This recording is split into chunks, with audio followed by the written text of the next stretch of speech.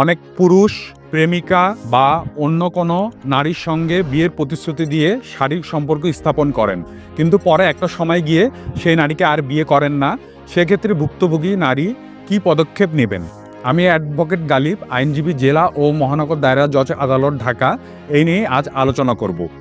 বাংলাদেশের আইন অনুযায়ী বিয়ের প্রতিশ্রুতি দিয়ে শারীরিক সম্পর্ক স্থাপন এবং পরে প্রতারণা করা ফৌজদারি অপরাধ হিসাবে বিবেচিত হবে।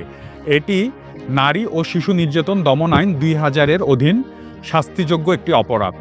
প্যানেল কোডের সেকশন 420 অনুযায়ী প্রতারণা এবং সেকশন 375 অনুযায়ী ধর্ষণের অপরাধ হিসেবে বিবেচনা করা যেতে পারে।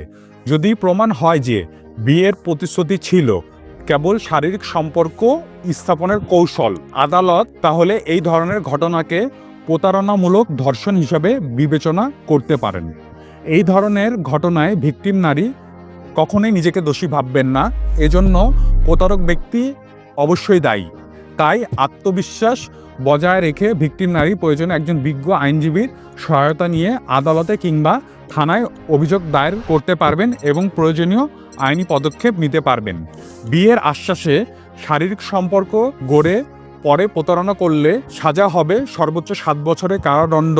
এই বিধান রেখে নারী ও শিশু নির্যাতন আইনের সংশোধনীতে অনুমোদন দিয়েছে বর্তমান সরকার।